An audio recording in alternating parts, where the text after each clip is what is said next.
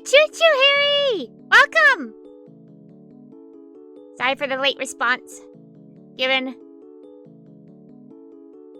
people time to get in. Dogtooth, Uchuchuu! Hello!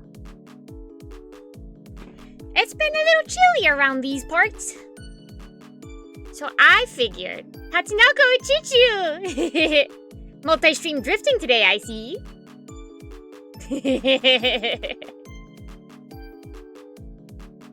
But I figured it's been a bit chilly around here. It's been a bit chilly around here, around these parts. And it makes me sleepy. So I have the solution for that. I don't know what accent I'm trying to do here. Hi! Let me scoodle. Ha! Fool! You blew yourself up! You idiot! Now look what you've done, huh? Feel good about that?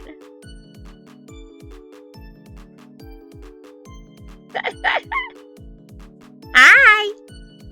Hello! Uchuchuu! Uchuchuu! Boku wa Myobitan desu. Yoroshichu! We're warm and cozy today! We're snuggly. Can't believe you would do that. I'm not the one that fired the missile. That wasn't me. That was someone else whose name starts with a T. And whose name ends in 290. Snuggly, snug. Like a bug in a lug. Which, where does that turn of phrase come from anyway? Are bugs really snuggly in rugs? Like, rugs aren't, like, super plush, unless it's, like, a shag carpet. Team Myobi to TM Myobio.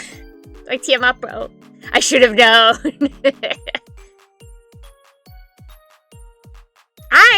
I forgot to talk to you guys about what I did this Sunday. I went out and I saw a movie! I've actually watched a couple movies lately. But most of them at home, obviously. But I went out and saw a movie with friends Sunday.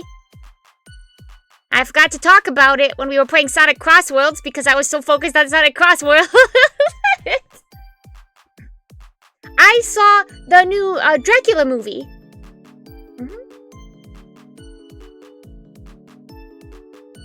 Which I saw the 80s one with Gary Oldman last Halloween. So I had something to compare to. And I enjoyed it, but I will also say it was strange. It felt like a movie that had like two different directors. Like tonally, it felt like two different movies were going on at the same time, kind of. So it was a little difficult for like tonal consistency. But I think the fact that they focused on Dracula, Vlad II, Count Dracul, you know, when he was more of our protagonist, you know, and the actor who played him, whoever he is, did a really good job. I think in that aspect, you know, having Dracula more as your protagonist, this definitely worked really well, because you really sympathized with him, and you really cared about him. But, like, these serious, sad moments, or these times of, like, it was rated R, there was 6 scenes, and there was one, more graphic, violent scene that was played more as comedy, but, like, it had sex scenes and then, like, this aspect of dealing with, like, grief, but then it would just, like, cut up with, like, slapstick and animated gargoyles, which made it really weird. It just tonally didn't really... It didn't seem like it knew how to... Also, like, at the beginning, they did a really good job using, like, actual physical set work and prop work. I was like, alright, hell yeah! And then, at some point halfway through, it made the CGI sets and stuff like that really obvious when they did use them. just anytime that they tried to put, like, cheeky humor, it felt like it was a different movie. It felt like two movies were playing at the same time, I guess, in a way. But I will say, whoever is that actor that played Dracula did a really good job. I mean, you really... Anytime he looked at Mina, you're like, oh, he loves her! That's his true love! You know? And, like, seeing the tears come down his cheeks. Oh! It was real good about it. It was really touching on that aspect. The slapstick comedy, though, was very strange. It was very... Definitely took me out of it. Not saying that it couldn't have, like, its own kind of way of humor, because, like, with old horror franchises, kind of like ones that, like, predate, you know, movies, Dracula, it's gonna be a bit campy, but, like, it didn't really... it didn't really full send to camp as much as it did, like, just slapstick kind of comedy. So that was weird. It wasn't a bad movie, but it did suffer some difficulties. And I guess one of the first things you can... A first, like, warning sign is that there was multiple production studios at the beginning. Their logos. Like, once you go past, like, 3, that's not usually a good sign. That's not usually a good sign. It also didn't need to be 2 hours long, but... Like, there's aspects I wish they did better, but, like, the costume work, beautiful. And... Dracula's actor is fantastic. Also, Old Man Dracula? Dreaded Productions credit gauntlet. Also, Sukuna Uchuchuu, come get cozy with Myos. I'm gonna sound like a weirdo for this, but I talked with my friends afterwards, too. And so you know how, like, we have Old Man Dracula, and then when he gets younger after getting blood? You know? It's the most recent one that was released this year. Sorry. I saw it in theaters.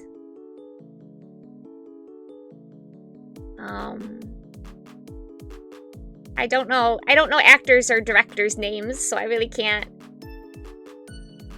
I don't know how to... describe it, but it's in theaters right now. But like, in the 80s one, you know how there's Old Man Dracula, and then there's Young Dracula. And you know how Old Man Dracula in that one has the butt hair? Where he has that big pompadour thing that's shaped like a butt? Christopher Lee? I don't know who that is! Hold on, maybe I could find an image online, and then I can... Dracula 2026. Now I can put it up here.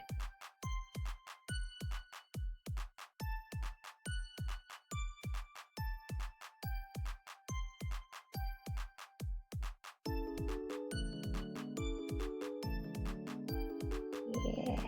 Hold on.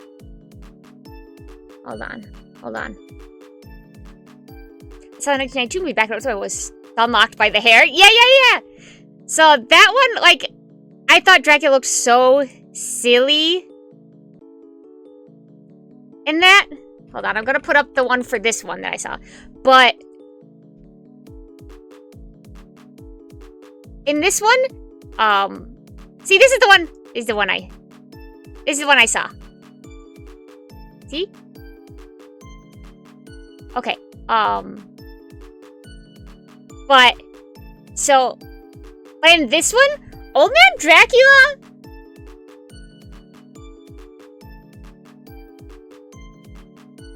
Why is he kinda... Why is Old Man Dracula this one kind of a baddie?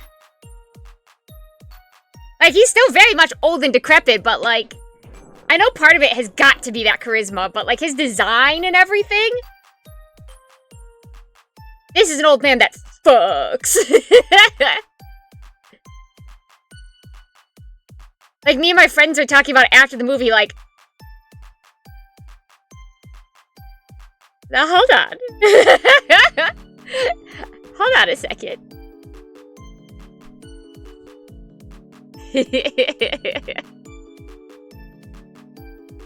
I also didn't know there was a new Dracula movie until I was invited out by friends to see it. RFK Jr. can't say enough good things about this old vampire stuff. Let me see if I can find a picture of him. Old Dracula? What should I type in order to... It's kind of dope. I feel like you're not gonna get it from this image, but I'm gonna... Oops, nope. I want a good image, please. No, not WebP images!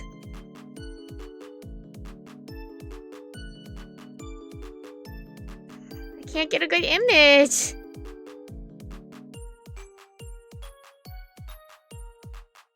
Everything sucks. No, not a WebP!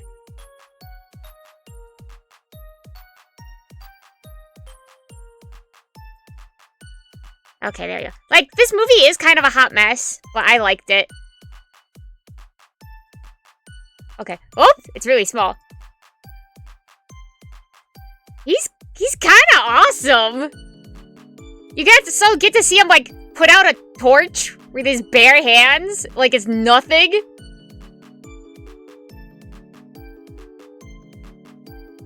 He's, like, all flirty with Jonathan. He's kind of a baby girl.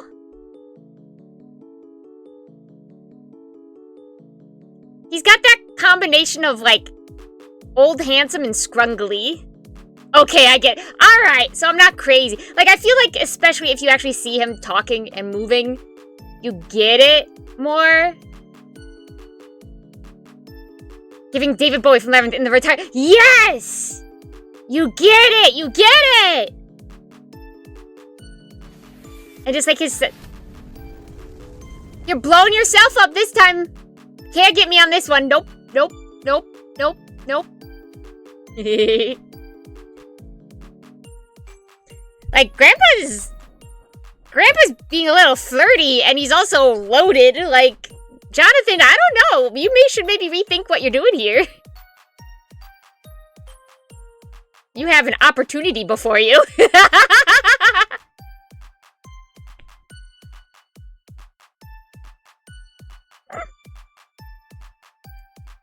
But I really liked Old Man Dracula. I thought his design and the makeup with him and everything was really good. And just the big braid really adds to it, you know? And I liked how charming he was. You know? Like, this one was definitely, you were on the side of Dracula in this movie, in his heartbreak. And I wish we could have spent more time with, like, him seducing Mina. But it was already a 2-hour movie, and how they planned to do things, and, like, they would have had to do some pretty heavy rewrites. But just his interactions with her, it still sold you on it, you know? And just, he looked at her with such love in his eyes. He was so in love with her, his Elisabetta. That was his wife!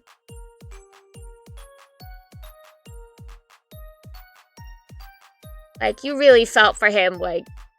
And then the fact that... I guess I don't want to spoil it too much, but the fact that it ends up being an act of, like, mercy at the end of his downfall, rather than, like, storming the castle and killing the monster. He's not treated as a monster so much as, like, the priest wants to seek redemption for him. My child, you know, you've suffered a lot. And it's very sweet. It's very sweet. I like the change that they made with that. Where Dracula is more of, like, a sympathetic person rather than a horrifying monster. But then they added the slapstick stuff, which was weird. Or, like, everything with the perfume was stupid. It was crazy stupid. I don't mind spoiling this one because it's dumb. And I would say it's probably the weakest part of the movie. Like, the weakest plot point. Romance on horror or psychological, always cute. Hey, yeah. But, so... essentially, they gave, like, an excuse for why Dracula can, like, hypnotize women and entrance them. And instead of it being, like, you know, charisma or dark magics kind of thing, they made it that for years he studied and synthesized a special perfume that, like, enraptures only women? It was very dumb. And I feel like it didn't give Dracula enough credit for how cool he was. But also the fact that it's like all women just became like, they smelled this perfume and they became like overridden with lust. And it was all very like, they played it comedically too. It was weird. I didn't like that part. I think you've been describing as best case scenario of a Dracula adaptation. A not so great film that is visually beautiful and compelling character interactions, plus at least one god-awful stupid element. Yeah! Like, anytime that they, like, the actual sets when they were actual sets were very beautiful, but whenever they used, like, CGI, like, when they were, like, having just that short scene in Italy, it looked really bad because everything else was, like, real. Oh, you want party? I was studying the X chromosome. And also party.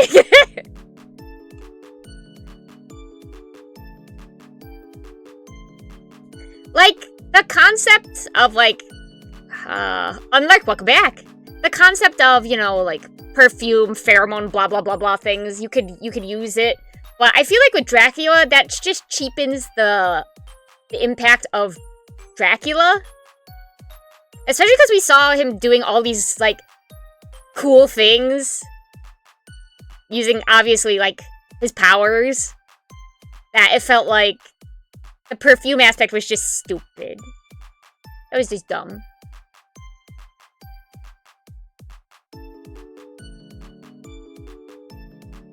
But it was good. He was flirty. He was charismatic. He was loving.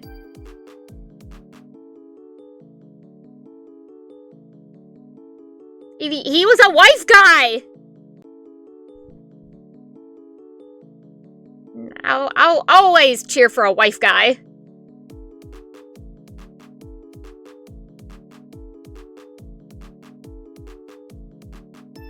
And also, Old Man Dracula was kind of the bomb.com. Gonna drink some water. Hell yeah, Uchuchuu Holly's dead. You know what I mean, for sure. Wife guy from multiple lifetimes. That means he didn't even know that she would, like... It was just a whim, a hope that her soul would be reincarnated. But it was only that little piece that kept him around, you know, during his condemnation for immortality. It was just his love for her. That's all he wanted.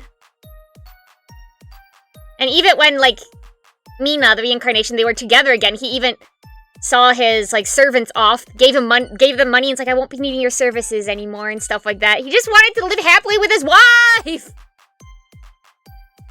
He just wanted to live happily with his wife!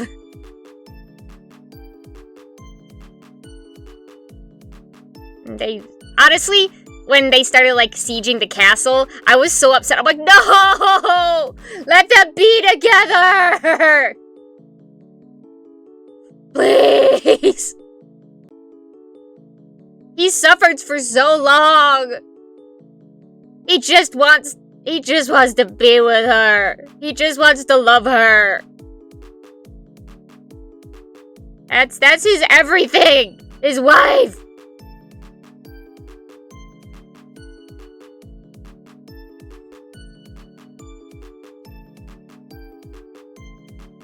So, it was a bit of a hot mess of a movie. I wouldn't, like, say it was a great movie, but I enjoyed it. And mostly why I talk to you guys about. Again, I love movies that have, like, those period piece costuming. You know?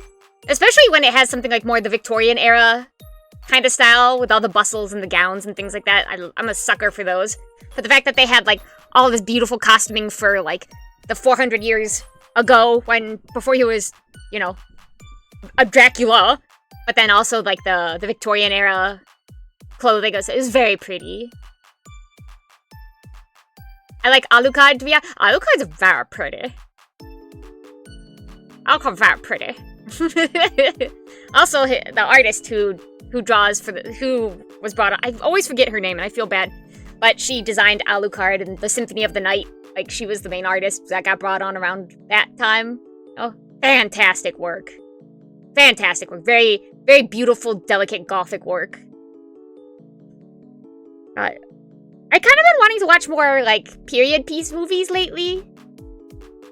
Just to enjoy, like, the visuals. Because I like that Gothic and Victorian aesthetic. It's very rich. It's very detailed. I can't understand which was in the last decade of the Victorian. Yeah! But, like, and I would also say a warning for this one I'm about to mention, but in speaking of the same of, like, really beautiful costuming and, like, set design, mostly the costuming, though, Crimson Peak, which was on Netflix, but it is a rough watch, I will say. Definitely check out trigger warnings for that. But the costuming, like the period piece costuming, so pretty. So pretty. Victorian outfit, I'm thinking about it. I mean, a lot of visual K aspects take from that Gothic Victorian look. That's why I'm a big fan. But yeah, so like, even the Labyrinth, when its inspiration for like David Bowie and everything, has a lot of that to it too. That medieval fantasy kinda. Goth lover confirmed. This is not new news! This is not new news!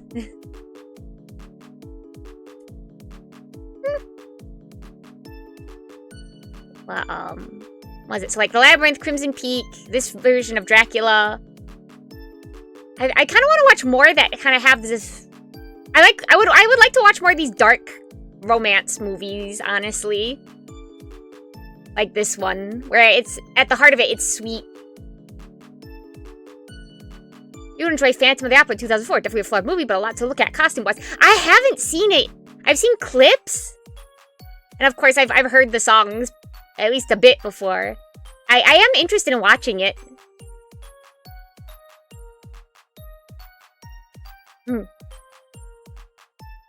Because visually, it looks very kind of like I haven't seen. Oh gosh, what's it called? Moulin Rouge. There it is. I haven't seen Moulin Rouge, and like story-wise, it doesn't seem like something I'd super be interested in. But visually speaking, like especially with costumes, I kind of want to check it out. Costuming and fashion design is very misunderstood, I think, frequently. But it's so important to the visual language. And it's just really richly beautiful, and there's so many little details you can get from it. That's why I like doing character designs. And then which one of my absolute favorite movies for a while? I haven't seen it. I haven't seen it at all. I've only seen like reviewers review it. But I guess that kind of frantic editing and the bright costumes and everything like that does have appeal to me. My fevered little brain. Woo! My nose is itchy.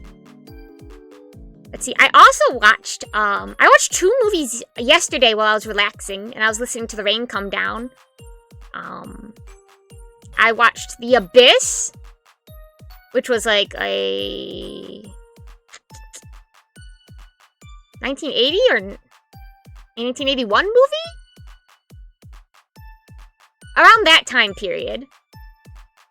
Watch with you, but it'd be hard to shut up. I have many opinions and analysis. I would love to have the commentary track from you, Sukura. when I watched the 80s Dracula movie, I had Duxel, who read the book, providing commentary, and that actually helped a lot. That enhanced my viewing experience. I was working the mines that flooded 5 times. Oh, I'm very sorry. But, I watched The Abyss, which turned out to be a James Cameron movie, which retroactively, when I saw his name come up at the end of the credits, I'm like, of course this was a James Cameron movie. It's about going really deep under the sea and aliens. It's an origami Uchuchuu. Enjoy your lurk. This was definitely a James Cameron production. Again, another movie that was like 2.5 hours long that really didn't need to be. Also, the 3D effects for the aliens look so cheesy. They look so bad. But it was a perfectly fine movie. Obviously, I thought it was going to be more Eldritch-y spooky, because it's talking about, like, the abyss. But it really more came about the horror is man. And, you know, the extreme conditions that one can find themselves on Earth. Like, more so than, like, ah! The unknowable!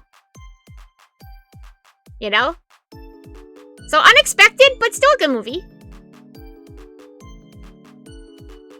Jim, as my shitty aunt likes to call him, loves his extreme remote environments. Yeah! And he loves underwater exploration. Jim. Jimmy Cameron. I also saw, I think it was the 80s. I can't remember years very well. But it had Jeff Goldblum? I watched last night, The Fly, for the first time. Which definitely, even a few years ago, I would not have been able to watch that movie. It would have been too much. But I watched it all on my own. Wow. And, what was it, John Carpenter? Yes. Was it? I know John Carpenter from The Thing. Because a lot of his stuff, I think why I have an interest in it is because before seeing the movies, I see behind the scenes stuff about the making of the special effects for a lot of his films. And I find them absolutely fascinating. So I think it helps remove what I'm looking at a bit. So instead of seeing, like, the baboon that got turned inside out, and more of like, oh, so this is the animatronic, and this is a puppet, and how, I see. You know, if I'm looking at it more of, like, through the process, rather than just the end. And I think that's why I can watch it. So some of the body horror would be too intense, but it's heartening to hear you were able to watch it. Yes! I mean, it is definitely very intense.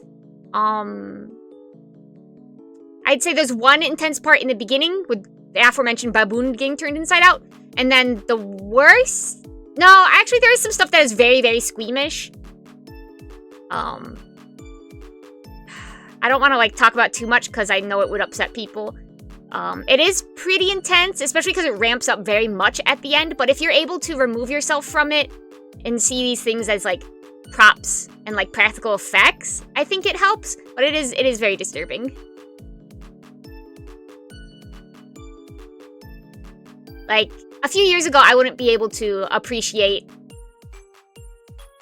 the work of what it took to make what I was looking at. I would just be scared. I would probably get very queasy. I would have to say, the worst part for me was a dream sequence. Not even, like, some of the horror things in the movie. And it's the woman dreams she gives birth to a giant, writhing maggot. Not to gross you guys out. That was honestly the worst part for me. That part I didn't like. Which was, it turned out to be a dream, but, like, still. Ugh. I will hydrate.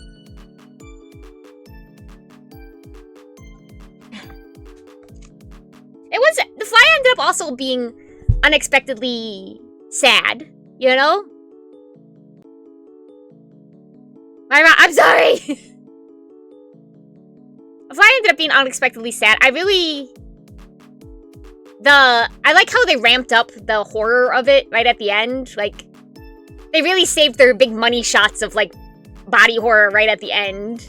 and stuff like that, and it looked cool. It was very cool. It was some very cool puppetry and costuming. I miss my maggot son. Like, they even had a part that was horrifying, which, it's so weird. I don't know why my brain works like this. But, so they had, like, his skin melts off kind of thing. Like, his features melt off, and underneath is more of a fly. Maybe I shouldn't say this, because this might be too disturbing for people. You still got Foxy Dracula. I like to look at him. I like to look at Grandpa. Do I don't know. I think maybe I shouldn't. Not as means of like, oh well, hey, this is something where I can handle. Are you sure? Okay. So it is about an effect. Towards the end. Ah! You're blowing yourself up, Sophia! Uchuchuu! It's about an effect at the end, so he's like becoming more fly than man. And so there's this part where essentially his head and like his face is splitting open. And they did this effect where it had like his eyeballs, but it was made out of some like jelly.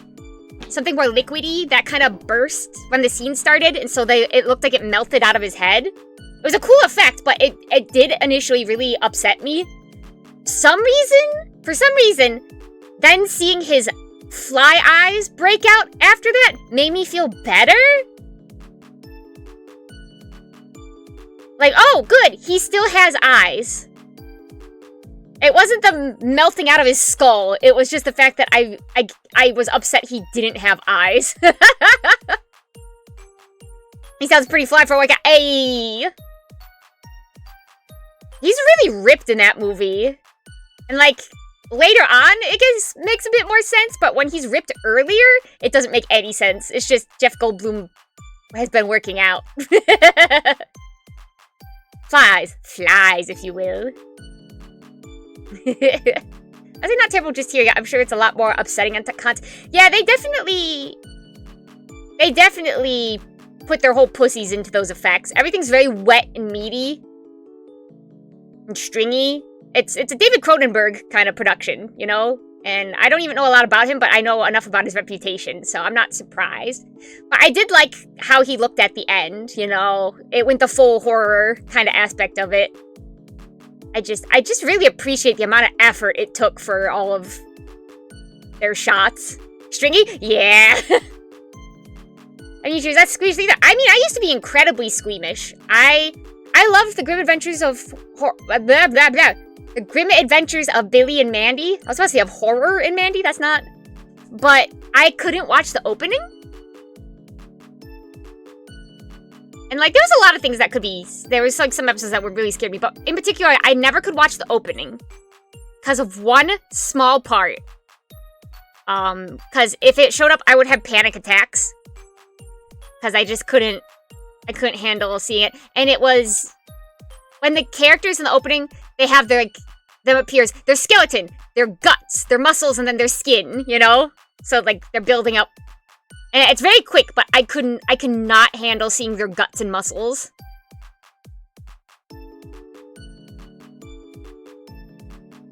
Skeleton wasn't so bad, but the guts and muscles would I would like cry. It was way too much for me to handle. And it was very cartoony, and just for a split second. But the flesh is too much. Next part, yeah, because when it kind of like shows Billy and Mandy, it has them build up from like skeleton, meat, skin, skeleton, meat, skin.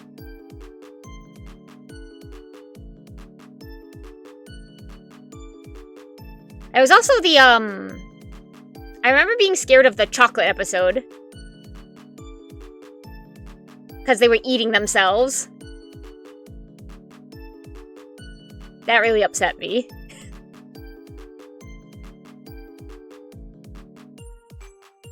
At the point with my squeamishness. where I got tilted that they didn't finish showing an Elden Ring DLC boss pull off his own head during the cutscene transition to his second face. Maybe there's just something about getting older that... Because you know what? I would also be like, hey! Maybe it's just something about getting older. Or maybe it really is about being desensitized to certain levels of, like, violence. Or maybe it's more seeing the artistry when you get older of these kinds of things. Because there's symbolism in the carnality of violence and flesh in media, you know? Like, it could just as easily be senseless. But even in that way, you know, it reflects an aspect of the human nature. It just matters if you actually want it to be good or not. If it's replaced by a miniature son? He sounds like he's one of my brethren.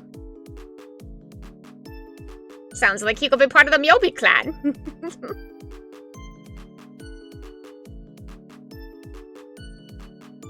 But, I don't know, I guess... There is something about that bare nature of carnality that entrances the mind. Like, even when we're young, you know, like how kids search out, like, horror franchises and things like that. You know, it's something about it. I guess because it's a very raw, primal reaction that we have to that kind of thing.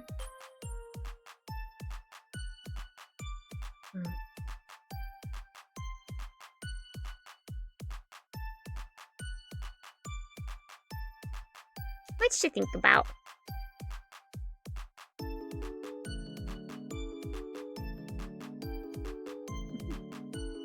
I'm trying to think. I feel like I watched another movie recently, but I can't think of what it was.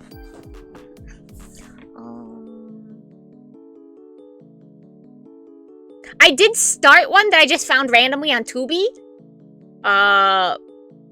But we didn't get more than like 20 minutes into it because I think it was just someone's like, it was from the 80s, so saying it's a hentai might not be exact, but it really was just like it felt like someone's hentai fan fiction that they got a budget for. And yes, you're younger and looking almost unwillingly at the different monsters on the Silent Hill wikis because I was just that curious. Yeah!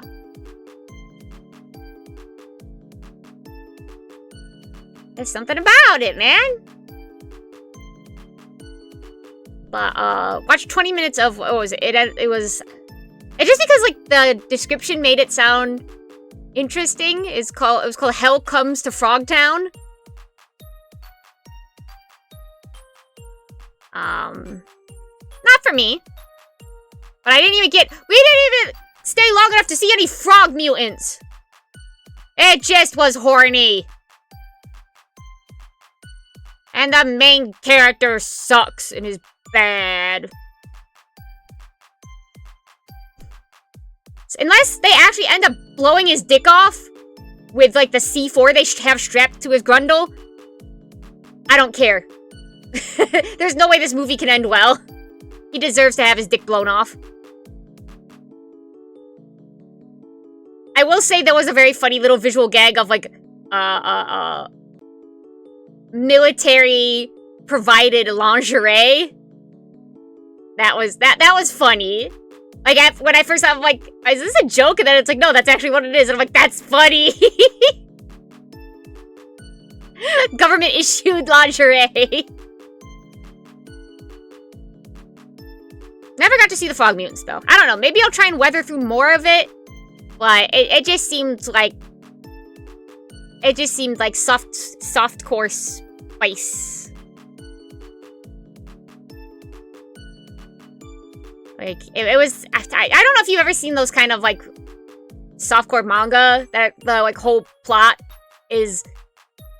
Oh, for whatever reason, there aren't a lot of men anymore. Like, fertile men are, like, super rare, and the world is run by women, which automatically means that men are becoming, like, breeding stock and are the most valuable people. Like, it's this weird concept of how women would run society. It's always written by some guy who's just like, okay, but imagine if all women were horny about me. And it's like...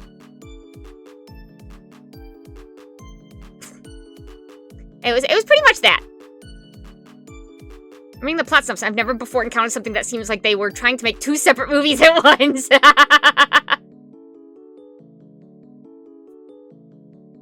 read the synopsis on Tubi, and it just... my curiosity will lead me places I wouldn't go with a gun. Just because I'm like, what?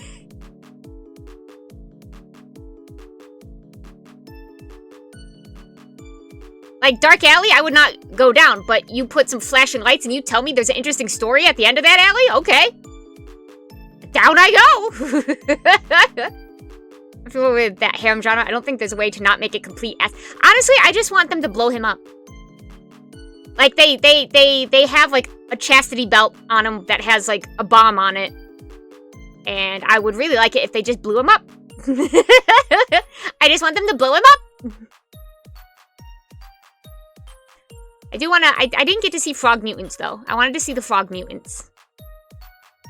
There's just also always a aspect of... when men write, like, this dystopia, quote-unquote, of a woman-run society, it's just so inherently misogynistic about how they view it. Or how they'd be like, well, women would treat us like this because men would treat women like this in the apocalypse. And it's like, this says a lot more about you and what you think about women than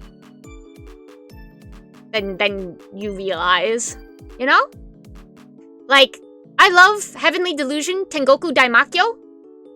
It has a really good mystery to it. There's a lot of good, it's a good manga, but one of its weakest parts is when they talk about the society of women who, like, made their own town, that is very much the weakest aspect of it. Because it's like, oh yeah, then they'll just start kidnapping men and treat them like breeding livestock, and I'm like, and they banded together to keep themselves safe, because in the post-apocalypse, women were definitely not safe. And it's like, I don't think you understand women's priorities. They're always telling on themselves, yeah. Like, I don't think when their first priority is, you know, safety from getting attacked by men in the post-apocalypse when all law and order has been broken down, it's not gonna be like, okay, food, shelter, and then we need to have babies. Like, that's not... It's such... It feels like men always write it as, like, it's such a need that women must feel. Like, oh, they're not fulfilled until they have child. And it's like... No.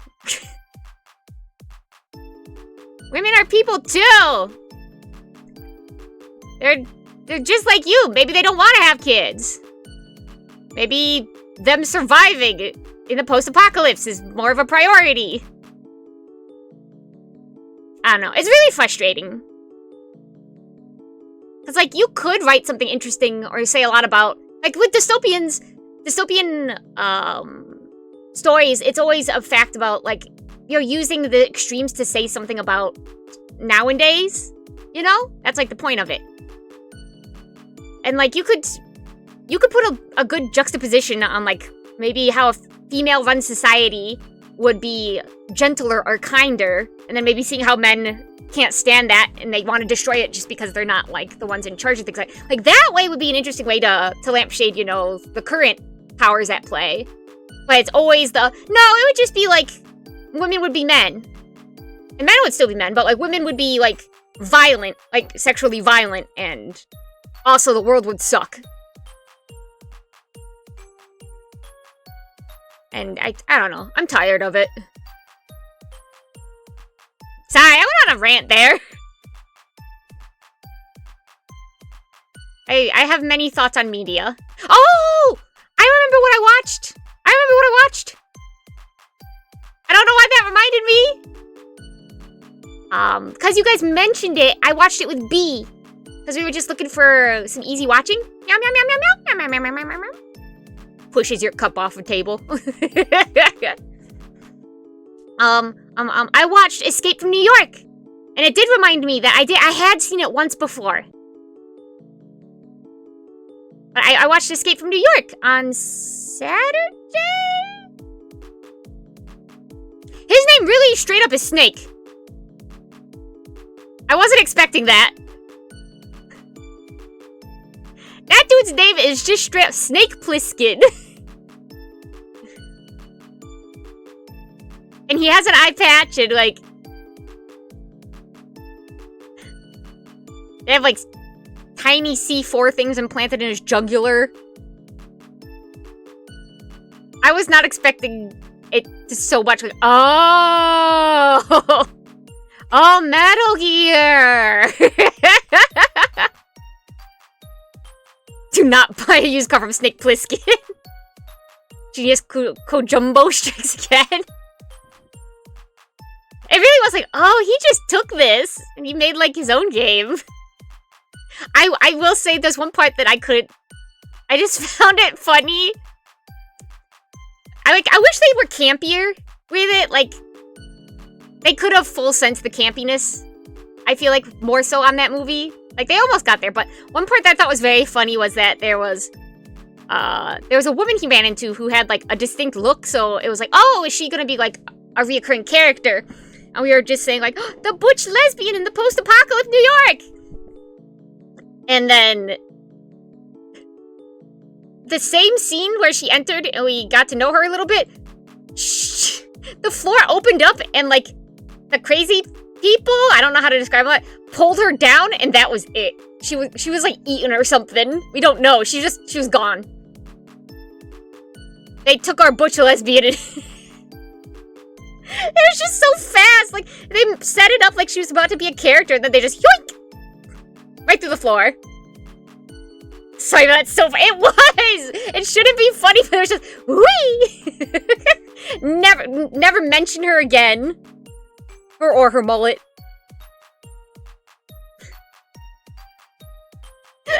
We just ended up making up that she was the girlfriend to the female character that ends up actually being part of the party.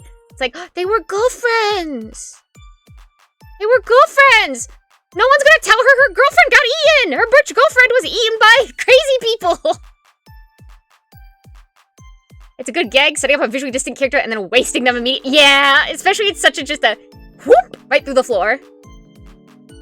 Nothing spectacular, just yoink! And she's gone. She's out of here. Never again. It definitely, it was a weird movie. It felt like it was fun. It feels like it just kind of fizzled out at the end, though. It's definitely a movie that needed some kind of grand climax. And it really just didn't have that. It was ahead of its time. In a lot of ways, yeah. But...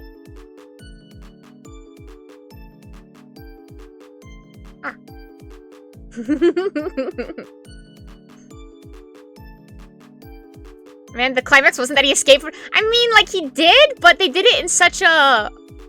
unremarkable... Like, I got what they were going for, but they just weren't able to set up those emotional, like, key points correctly. So, it's like the ending just kind of happened. You know? I was like, oh, okay, and it's over. Cool. It should have been bigger. It should have been bigger. Especially because the whole concept was much larger than life. You know, and it felt like it was building up to something, and then it just kind of, like, to something campier or more flashy, and then it just kind of, it got less campy? It feels like they ran out of budget.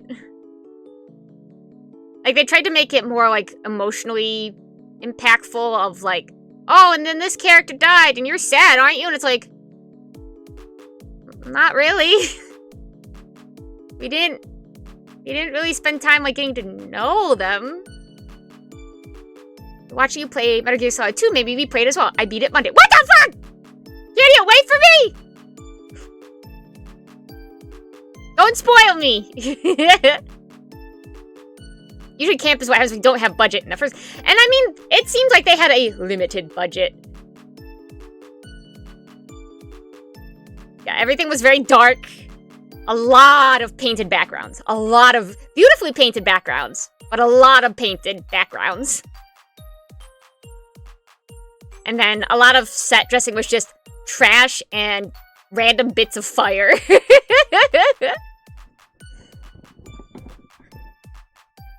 It feels like most of their budget went into, like, setting up, like, the kind of science fiction-y, guard area where they first put the C4 in his neck. And even then, it's not very good prop work. It's like, we sprayed some cardboard silver.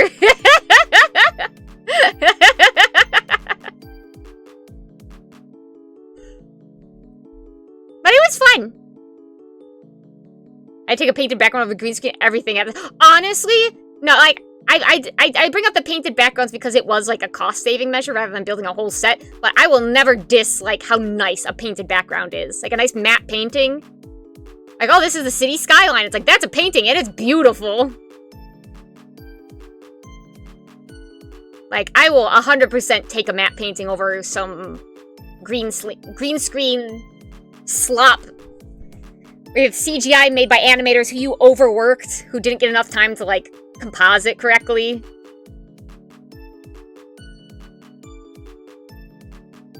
Yeah.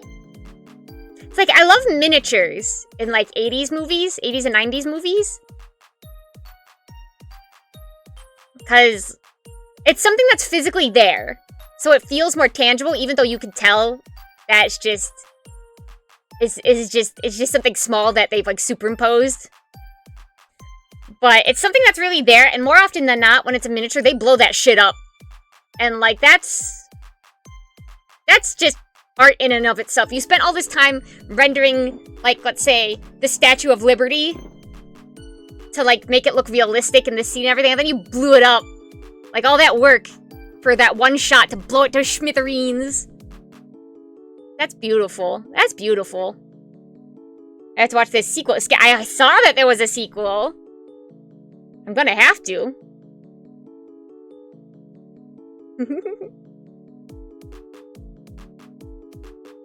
Like, I will always take a miniature. Blow that shit up.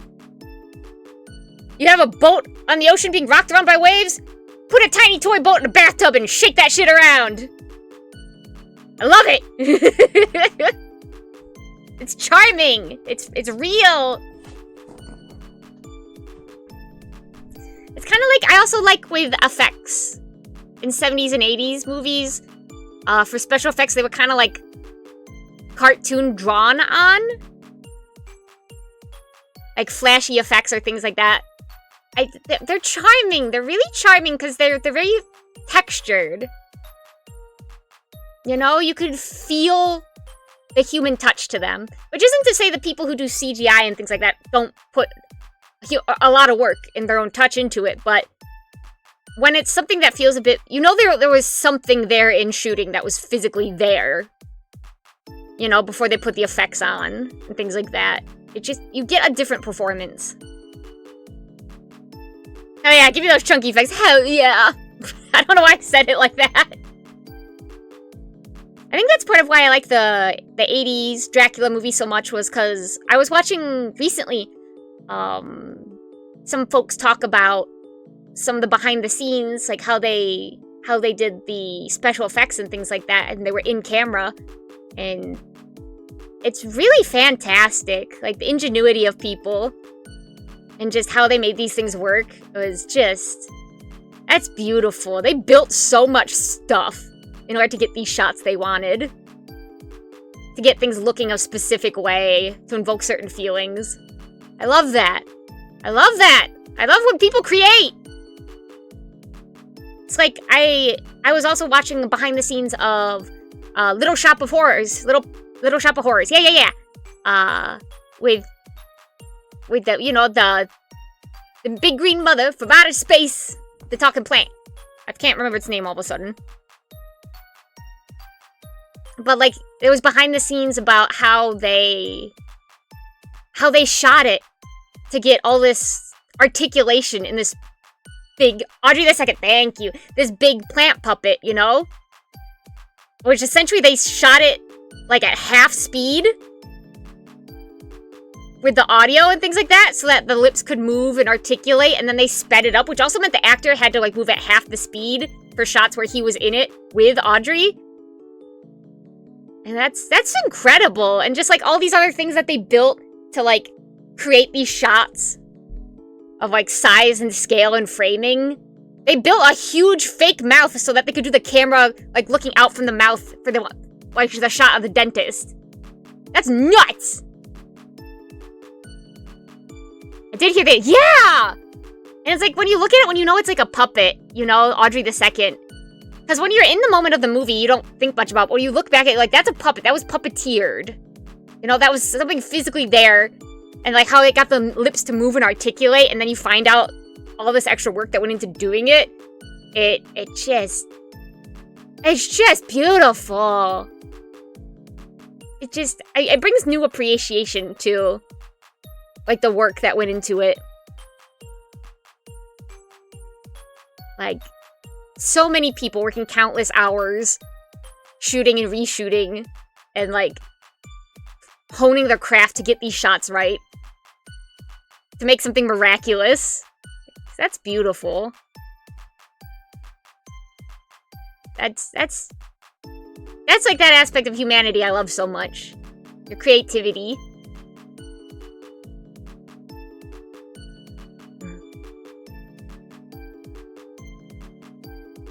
I like behind the scenes things like that.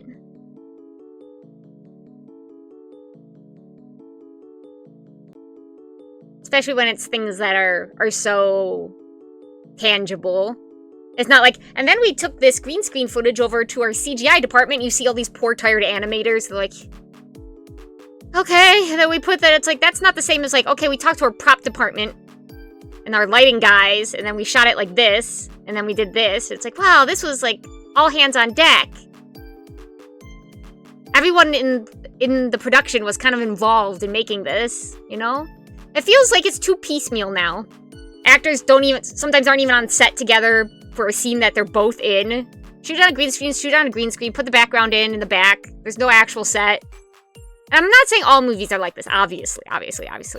But it's lacking a lot of heart. You know, you do it in piecemeal, and then you send it off to your CGI and effects people who are separated from it, and then you send it off to your editors who are separated from everything. Sometimes I hear about filmmakers trying their hands at effects, not knowing at all how it'll look until it's finished, and I love that. Absolutely! It's like how... This is, like, a very famous and, well-known one, but, like, you know, like, how you see in anime, the like, delayed blood splatter of, like, someone cuts someone, and then, like, while they're sheathing the sword, then the person they cut then explodes, and, like, a shower of blood. That whole trope came from an accident shooting on an accident with the visual effects shooting on a live-action movie.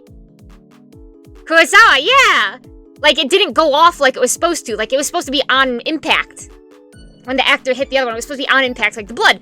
But it didn't go off. There was a delay. But that delay was perfect, because it had that timing, that suspension.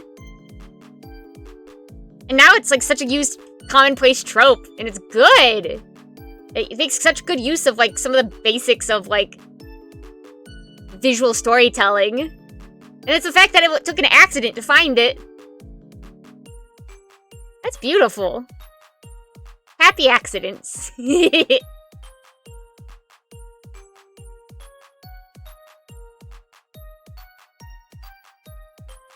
love that. I also just like seeing props be built, like, because I can't really think in, I guess I wouldn't say 3D space. I guess I can't create in 3D space, like, I can't sculpt or things like that. I can't really envision things from scratch. Like, Minecraft is hard for me, because I just don't, my brain doesn't think that way, you know? I think much more in, like, a 2D style. But, like, watching people craft something three-dimensional and tangible is always, like, whoa! Because it has that kind of mystic quality about it, to me.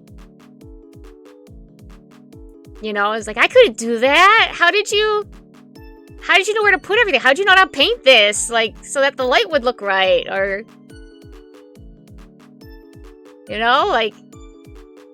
I don't know. I just love people creating. Even if it's not something I could do myself, or even sometimes things I don't totally understand. If you put the time in, if you made something with your own two hands, I love it. A million hours in paint.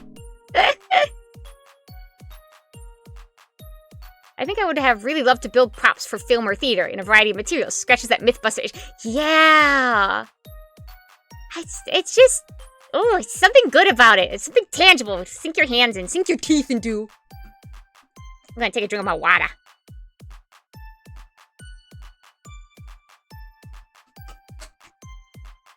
Thank you, visual effects, makeup people, and costuming people.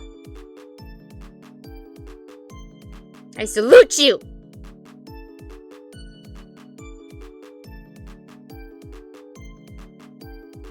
Salutes to the people who made Old Man Dracula hot.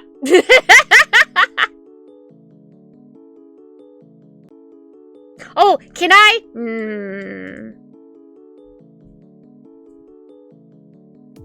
Can I be a little cringe? No? Okay. Then we'll just chill. Be cringe, be free. Oh, okay. I need to get like a little alarm to be like, wow, wow, we are now entering Oshi talk zone. I'm sorry I talk about him so much, but like,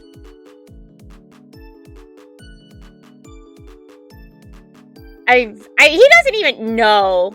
I don't think he even knows, but see, I took away bug redeem for now because it feels like I talk about him too much already, you know? But today and then for Valentine's Day, he's now played 2 Eldritch Horror games.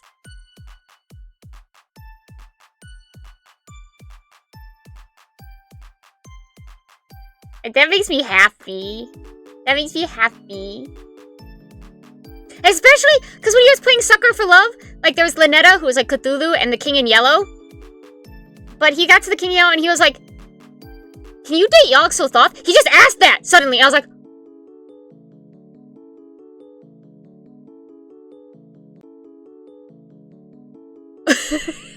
like, not in game, but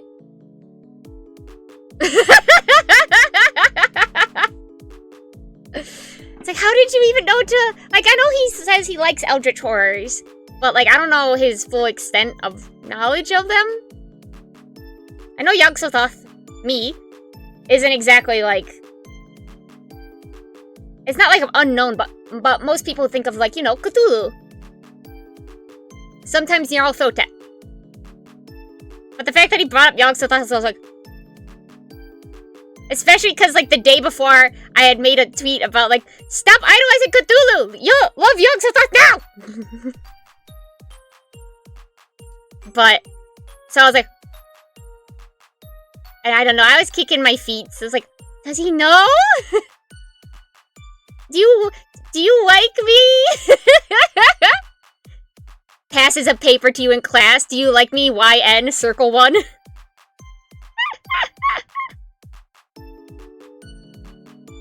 the fact that he's playing another one today, which he said wasn't on purpose, but I'm also like,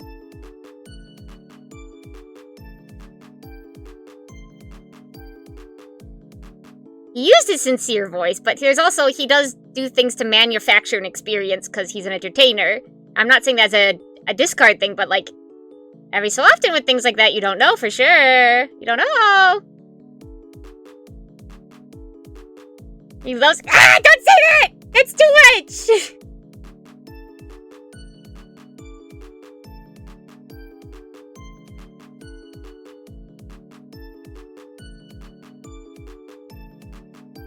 What made me blush? I think he tolerates me on a good day.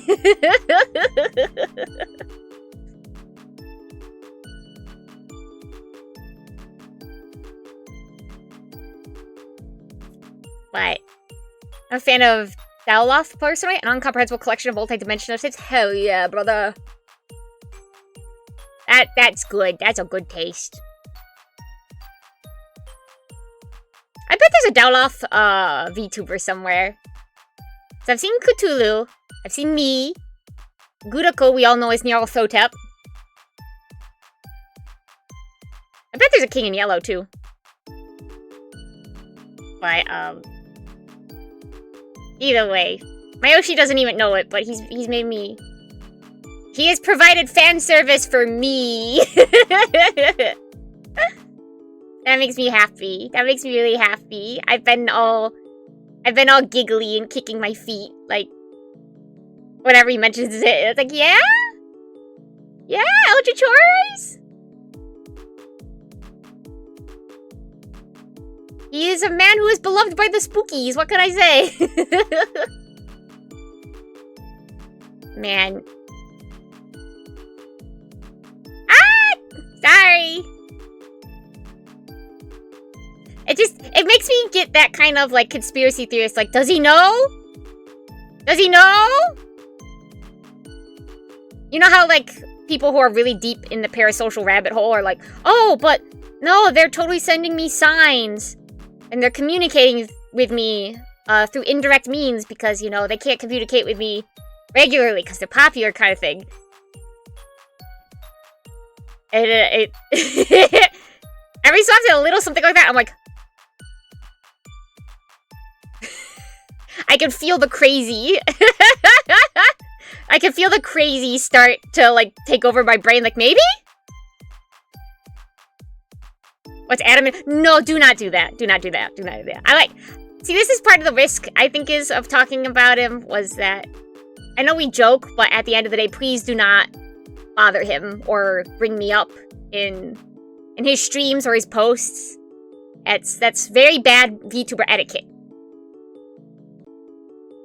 You are still fathoms away from trying to assassinate Nixon to impress Jodie Foster. I mean, just give me a target. We'll see what happens. I'm kidding. But no, do not bother him. Don't worry, I made a burner account. do not bother him. Because not only does that, like, you know, is that not cool, but also it will reflect very badly on me and my community as a whole.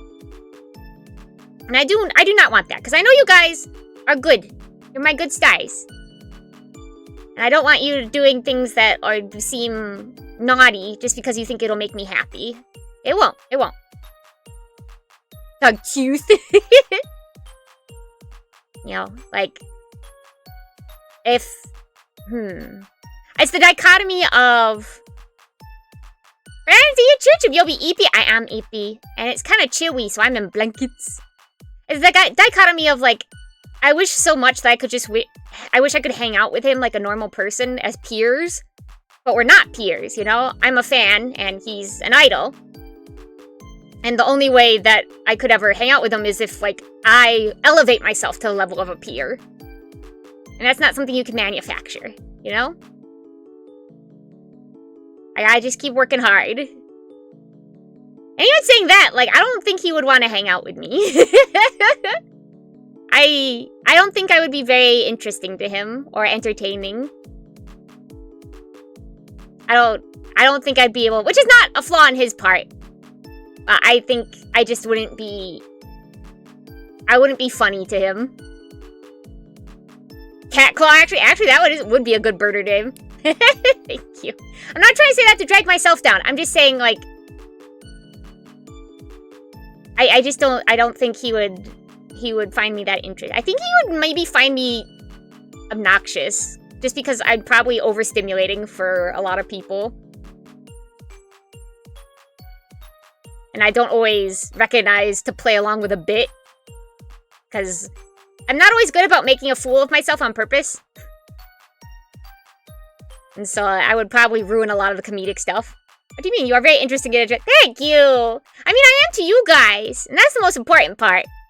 But it's one of those things of, like, especially if, like, you want to talk with someone who's probably more corporate, is you have to bring something to the table, you know? Like, obviously they can have friends, but you gotta have that happen more organically. And I already know about him. And he knows about me, and the community knows about me, at least somewhat. So I would have to bring something beneficial to the table by either being very entertaining, or bringing a larger audience to him, or, you know, maybe being a teammate or a coach for, like, a competitive video game or something like that. I don't have any of that, you know? Like, we don't really have any overlapping games skill-wise that we play, and then, like, friend slap is meant to be played with friends. I don't think I've ever been overstimulated by you, and I have a weak-ass social battery. Well, thank you. I just know I tend to be loud, and I yell during stream a lot. Which is the only time I yell, because you guys have been like, yeah, it's funny, so I'm like, okay, ah!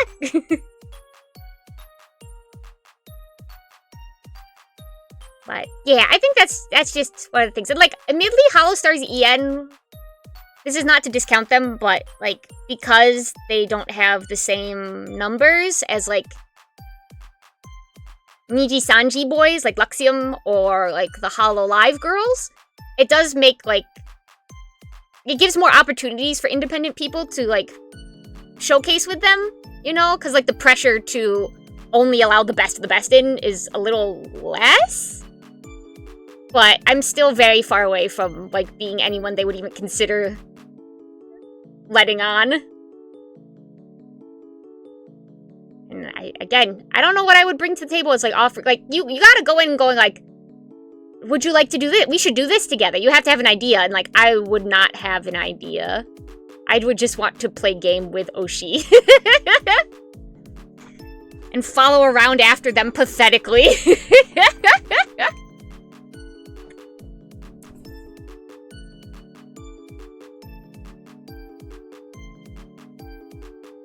Like, you don't have to do anything, I'll do everything.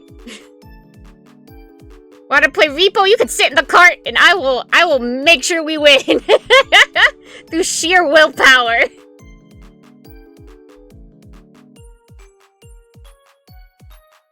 Yeah, I think that's, you know, inherently... That's kind of, like, a big thing about, not a big thing. That's kind of, like, inherently an aspect of why I don't think I could ever be corporate. Not like I wouldn't take the opportunity if given to me, you know? Being able to sustain myself and be more independent doing what I love, that would be great. But I think I just don't bring enough ideas to the table of, like, content.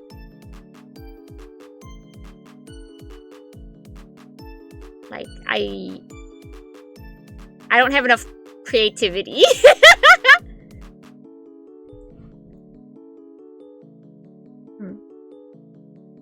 Like, you want someone who can, like, make things even, like, a just chatting kind of feel novel, or have, like, just an interesting personality that has viewer retention. And I'm not saying I don't have that completely, but it's not at the scale of what a corporate is looking for. You need either that charisma, or you need singing talent, singing, dancing talent, or just being really freaking cute. And just, yeah, you know, like, proof that you can see through projects and things like that. I don't got that.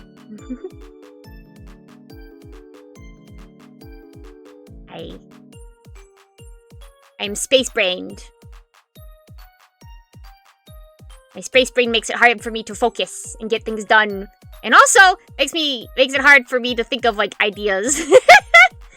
Like, story ideas, oh, I could have those all day. Characters and stuff like that, and interpreting media. But, like, trying to think of, like, something new to do with you guys, it's not, like...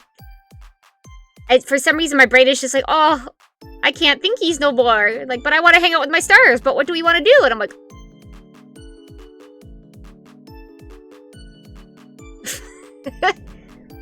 It's like I hit a loading screen.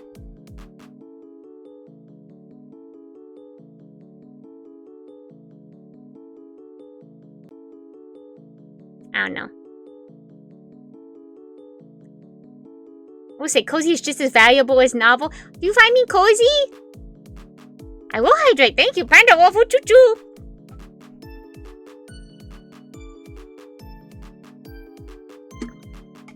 Boy, I'm glad I'm cozy. How are you? I'm doing good. I'm a little chilly, even though all the talking has made me a bit sweaty, actually. And I'm a little eepy today. I was around noon when it felt like I showered and I ate. I was getting some stuff done, but it felt like I could just fall asleep at my desk.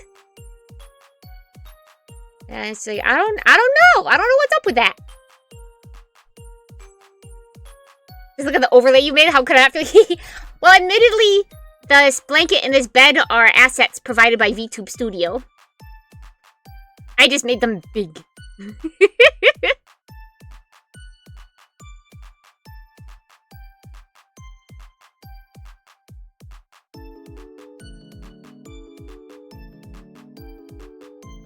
I thought this would be fun, because I was like, I feel so tired. You know? And I just want to be comfy cozy. What if I bring you guys to the comfy cozy? I have thought before about, like... Because there's a whole stream category that's for... I'm just sleeping. And I was wondering if maybe I should do, like, a little sleepover stream. But I think setting it up would be difficult, because I would have to pretty much sleep at my desk.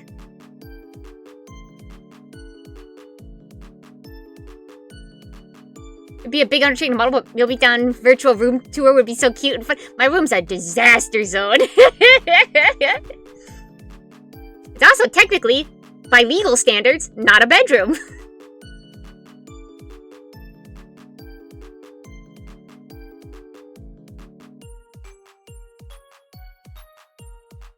I was thinking about, like, if I made my own 3D space, like, ideal Myobi room, what I would make it as. That's definitely something that's, like, way, way down the line. You know? Because, again, that would be something I would have to learn how to make it on my own.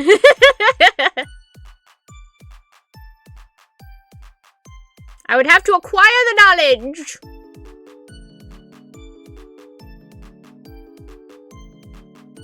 And of course, are you pulling for new bourbon? I did one 10 pull, because of what I had. I wanted her. She looks so cute.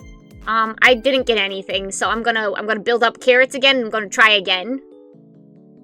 Valentine's bourbon. She's so cute. She wants to be a starship! Let my daughter be a starship!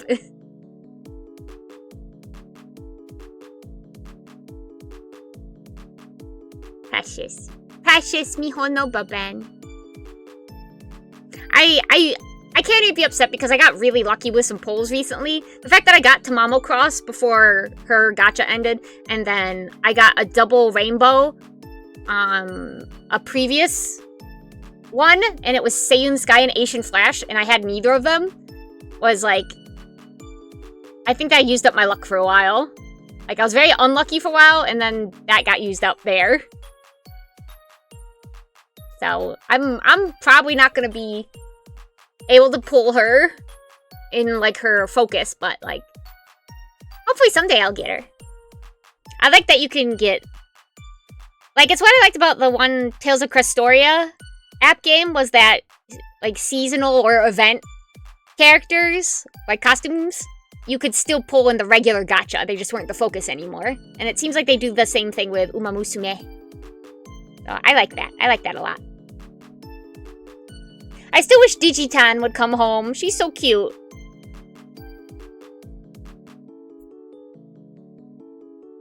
I love her. I love her.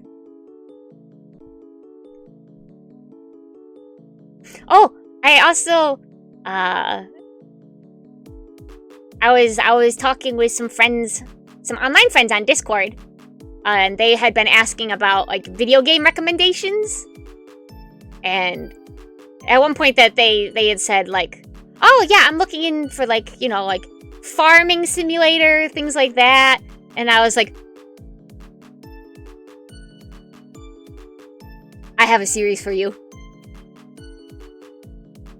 I have a series for you.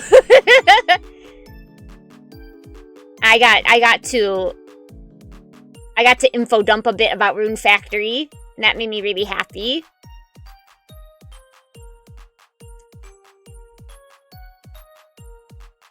Because it's a series not a lot of people know about. Like, even for people who know Harvest Moon, because it was made by the same company, and it was a spin-off of Harvest Moon originally. And then it has combat in, like, in dungeons. So, kind of like Stardew Valley, but more, like, fleshed out. And the fact that nobody knows about it really is really unfortunate. Farming's great, but have you considered a certain factory? So, I gave them my recommendations. And then, like, just a forewarning about, like, you know, the kind of quality difference in between 4 and 5. Which is not to say 5 is bad, but it's just, you know, it's very obvious that this is now an independent company with a lot smaller team making this game. I'm gonna scoot up in bed. I'm starting to fall underneath the covers a bit. Ha! But, so obviously I very much recommend 4, also because you can choose to be a male or female protagonist. But 5 and Azuma, which is the most recent spin-off title, which I've been enjoying, which you guys already know this part. But like 5 and Azuma allow you to have same-sex romances. So you could be gay in those, and that's nice. Technically, there's workarounds in 4 where you can like change the visual appearance of your player character later on to either the male or the female character. But it's not the same, you know? Major W, yeah! So I put that as a side thing of like, if that's something that, you know, means a lot to you, or would, you know, enhance your experience with it, then you're gonna want to play 5 or Azuma. And then I also said how Guardians of Azuma definitely is a good entry point because it's simplified and streamlined a lot of mechanics in Rune Factory. So for like your first time playing it's very, the quality of life is very good, you know? It definitely, it will help you out a lot. And then like playing more the regular Rune Factory style things of like, you can get more like complicated and complex if you want. But Azuma is definitely a smoother, I feel like, experience for people who've never played something like Rune Factory before.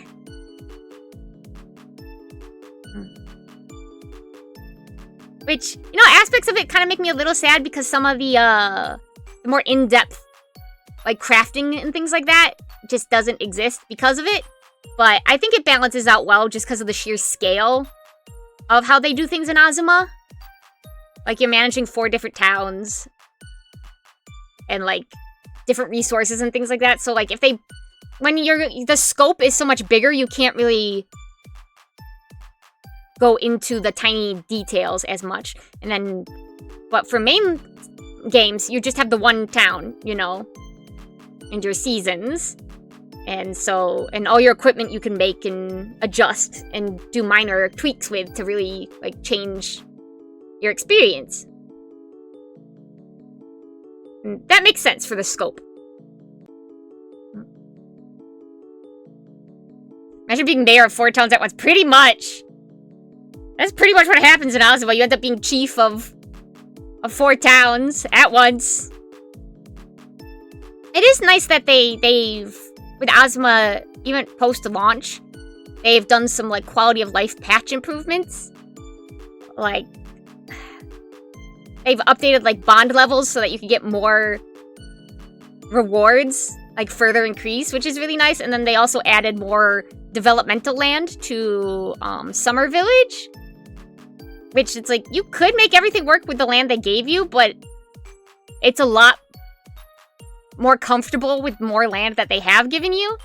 And I appreciate that. If they listen to feedback and they're like, okay, we'll add something. Imagine 2 lemons. Heck, imagine 3. That's a lot of lemons. That's a lot of sour. Too sour, I had to stop. Too much lemon for me. I am getting kind of hungry.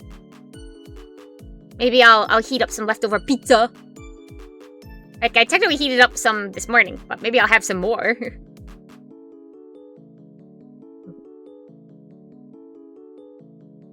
in a good mood. I do feel so tired, though. Crazy tired. I don't feel like I have a justifiable reason to be so tired. But here I lay, Beepy. A delicious snack of lemon pizza. I'm sure someone puts lemon wedges on their pizza somewhere. Use some baking soda. Does that neutralize sour? I might be just a 2-hour Andy today. Like, I started working on some of the stuff I have to work on, which is good. But I also got so eepy. I don't know. I'm having a hard time, like... I need more exercise for sure, but I don't know. I've been really, really tired lately. I mean, the fact that I haven't, like, super slept well. Like, last night and the night before, finally, had some better sleep, but for the last 2 weeks, I didn't sleep super well, which is probably the problem. But it's frustrating. Because I want to be doing things, you know? Especially when the sun is out. I feel more motivated to be productive when the sun is out. But now I'm sleepy? At high noon? The audacity!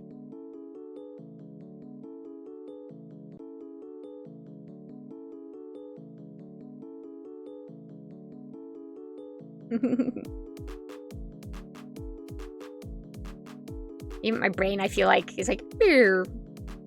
It's 6:30 here, perfect sleep time. I mean, that's a good time for a nap. It's always around, like, the 4 or 5 o'clock time that it feels like is nap time, you know? It just feels like you get that midday, not midday, but, like, late day sleepiness. And, like, I wasn't getting that for a while, but it seems to be back. And, like, I feel bad taking a nap. I always feel guilty, but there's a certain level of sleepiness where you can't really just power through it. Like, if you're just doing a task sometimes, but if it requires, like, your actual brain to function, it's really hard to just power through. Have you ever tried melatonin? I got some recently. It's 5 milligrams. I have it right next to me. Because my doctor suggested it. It's 5 milligrams, and I took it these last 2 nights, which it seems like it kind of helped. Well, also, staying asleep seems to be what I'm struggling with. And melatonin makes me definitely feel more tired. But I keep waking up in the middle of the night. Brain usage is sore. It really is. The more complicated a task, the more power your brain's using up. Just imagine yourself as a suburban dad and nap without regret. Yeah, but see, a suburban dad had a 9 to 5. I don't have a 9 to 5. I can't justify it. I want to be a cat. Honestly, I really wish I could open the windows in my room. Like, I really feel like some fresh air would be really nice. But, because the screens are all fucked up, if I open the windows, all the creatures come inside. All the creatures. You have a 10 to 7. I'm so sorry, Tatsunoko. Good job. It's hard out there. Yeah, even after I stream today, because it'll still be light for a little while, I might go sit out on the porch. Just to get in some fresh air. I think that would be good for me. I love the way the air feels around this time of the year. You know? It just, that springtime air hits different. Maybe I'll take my star... I have my star plushie, of course, with me right now. Maybe I'll take it outside. And sit in the porch and we'll have a little nap. Right on the chair. Actually, that sounds really nice.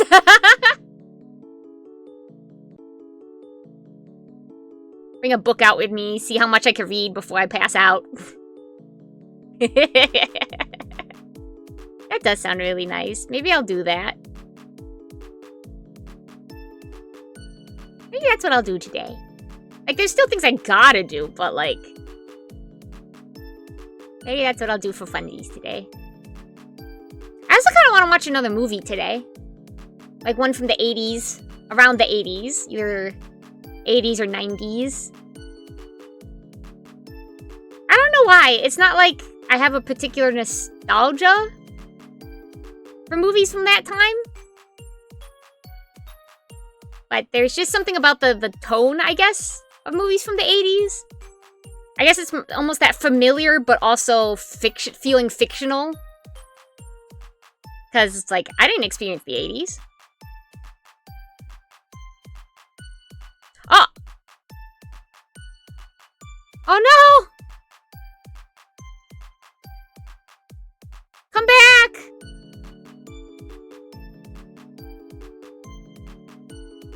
Come back!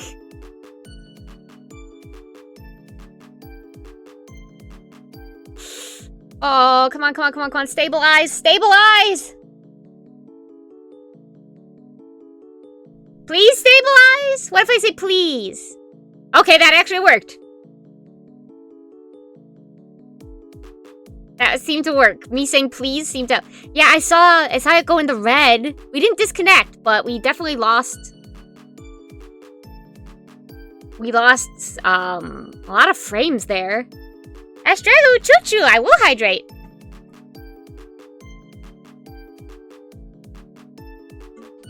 Seems we had a hiccup. I'm not really sure why, though. I hope this isn't, like, a reoccurring problem we're gonna get. You know?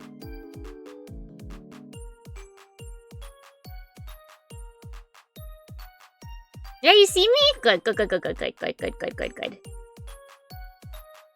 I hope it's not my computer. I hope it's just something else that's like... Cause, like... It's such a random point, cause, like, the bitrate is fine, and then it just had a dip there suddenly. Now we're back to fine, so... Blame the wind. Okay, damn it, wind! How could you do this to me? Trying to keep me from my stars, the audacity! But do you guys have, like, any, You cold? A little. How could you tell? It's really hard to get out of bed. It felt so chilly. Attack your Wi-Fi until you open your window and let them... No! I'm sick and tired of having to capture bugs and lizards and let them back out. You guys, this is my house. I guess technically not my house, but this is my room!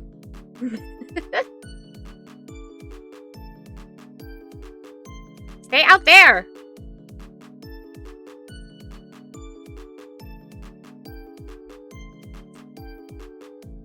I was about to say something else. Now I can't remember.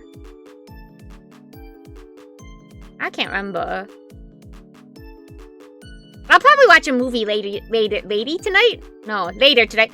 Now I have the most fanciful sleeping cap.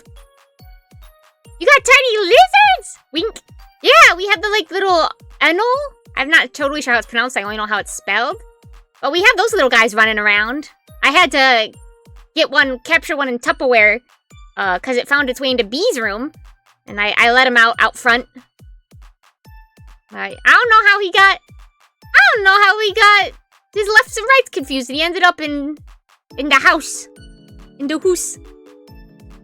Poor little guy. He seemed pretty freaked out. He seemed very appreciative when I let him go. In the front yard. Like, into the brush. A lady movie? No, I mean, like, an 80s movie. Later movie. Does anyone, like, what's another, like, classic movie that I might be able to find on Tubi? That's, like, around 80s time. Oh! I do want to watch In the Mouth of Madness. I've been meaning to do that. No! Bitrate, come back! Please!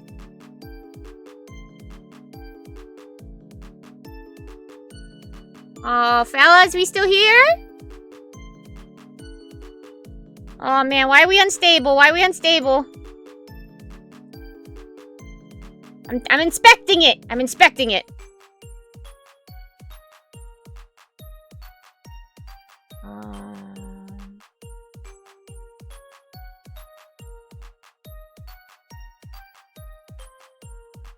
What happened? FNAF and FNAF 2? Those aren't 80s movies.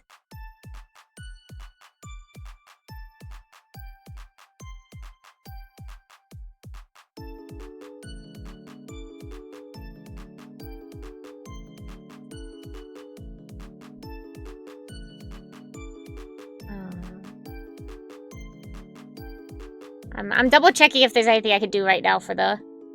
Yeah? Good. Okay.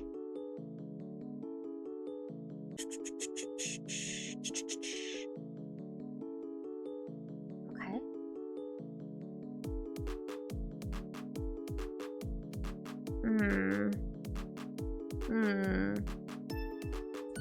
I can't see... I can't seem to see the probert.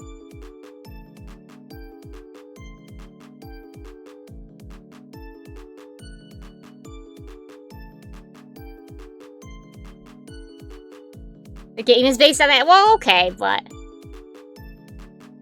It has made you look like a sulky musketeer. I'm dead.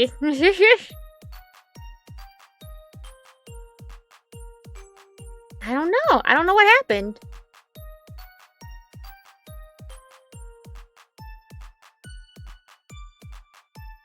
It had a struggle.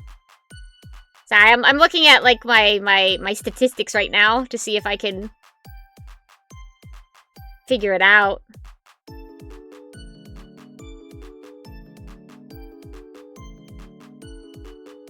Yeah, and like the instability lasts like a little less than 2 minutes, but why?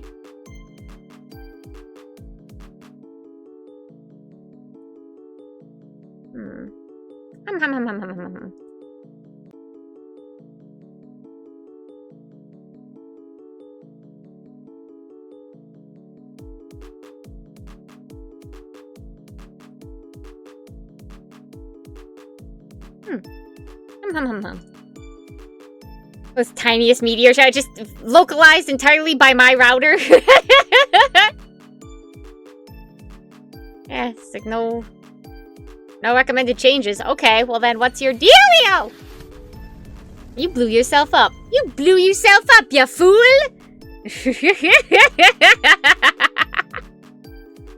I didn't want to have to move around the missile asset. I just hope it's not because, like, previously it was a problem with my computer, which I managed to fix.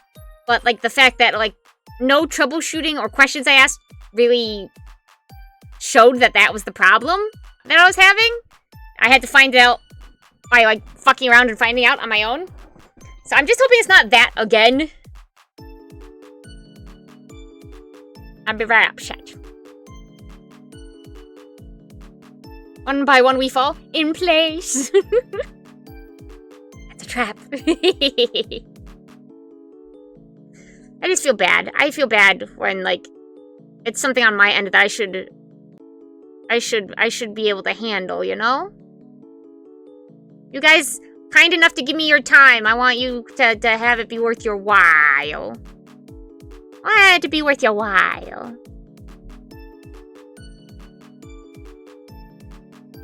Oh well. Yes, In the Mouth of Madness. I do still want to watch. I do want to watch that because I saw someone review it, and of course it's another Eldritch Horror movie. But I liked the vibe. I like the vibe. Don't feel bad. It's working out. Yeah. Thank you. Why can't everything be in my control all the time, huh? Or, like, if something goes wrong, clearly, this is a failure on my part.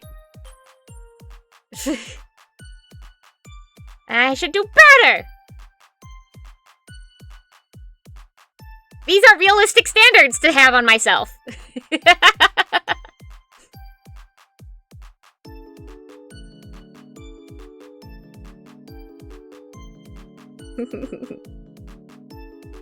I do feel like... Do you know that sleepy feeling, like, in your eyes? Like, you feel it in your eyelids? Kind of feels like wet sand. It's really starting to come on now. Stretch, I will stretch.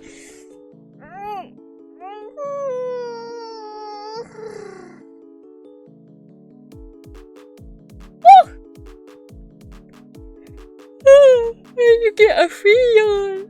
Oh, goodness. I slept. I ate. I took a shower. I was doing things. Why am I sleeping? I guess I'm just so comfy in bed. I guess I'm so comfy in bed here with my stars. I didn't have a choice.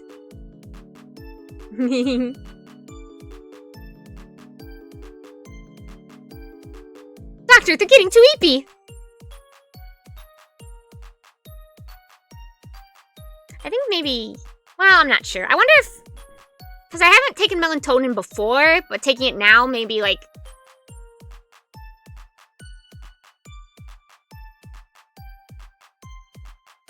Maybe it's like a residual kind of effect.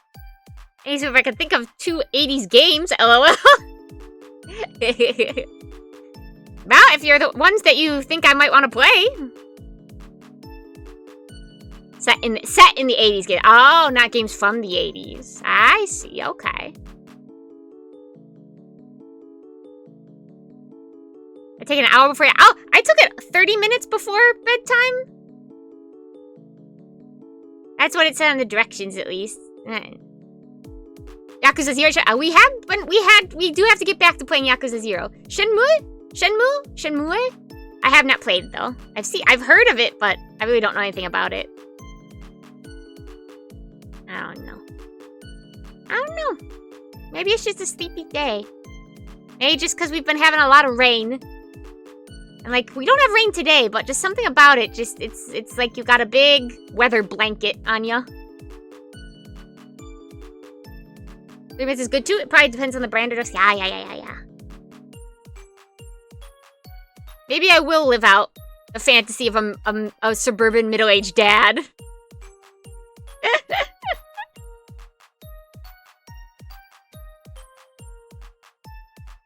Just don't play Shenmue 3? I'll take your word for it. I'll take your word for it.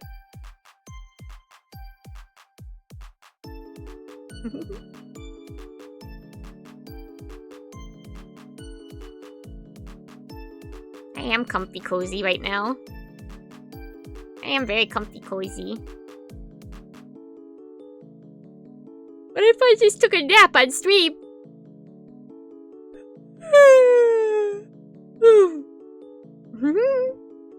What if we all just snuggled up in the covers? We all took a nap together.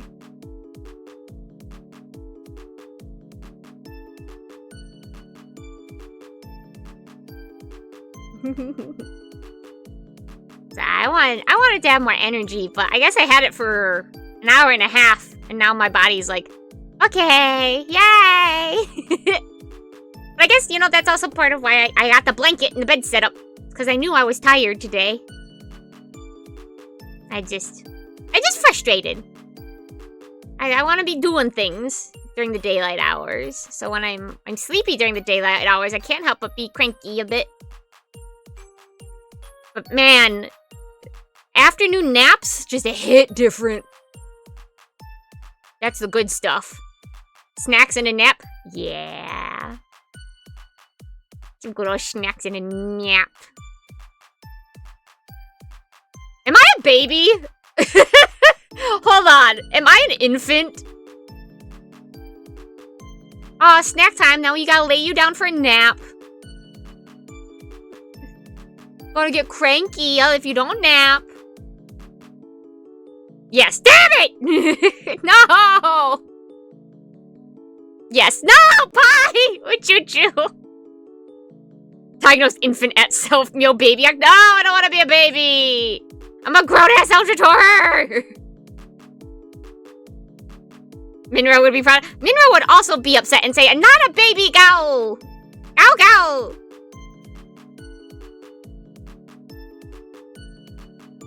I'm not a baby, and I'm not a baby in yellow!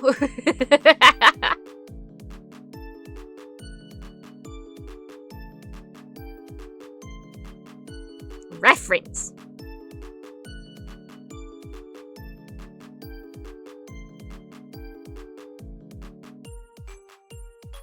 I'm just saying. Just saying, if you wanted an actual Eldritch Horror on stream, I'm here. You don't have to play hard to get.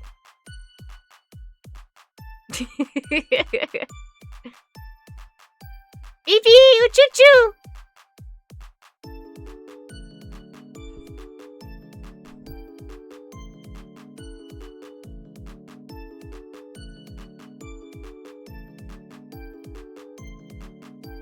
How you feeling, Beep? I know you were taking it easy today because you're recovering. Now I really look like a baby. Google Gaga. Damn it. Fuck. Perfect. Damn it. Much better sleepy, just woke up. I'm sleepy too. I think after stream I'm gonna have myself a nap. Maybe nap out on the porch. Get some fresh air. It's just one of those days. There's still so much I gotta do though. I think that's it's overwhelming me a bit because I'm behind on stuff. I don't know, my motivation has been really low lately. Partially because energy has been low. I don't know. But then I get overwhelmed because stuff piles up.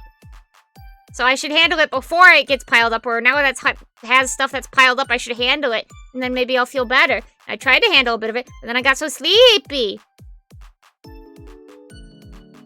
How do make brain work? How do make brain work? Want to do the things that won't make the life good. My brain go, no. How make brain do good thing?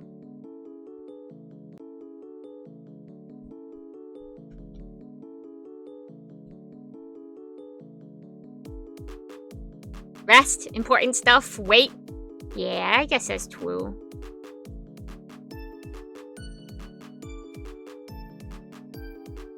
You guys encourage me to go awfully easy on myself.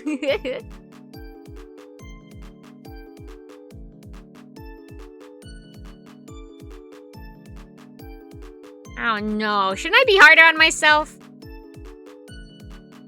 I'm worried that I'm not gonna make my goals unless I'm trying harder.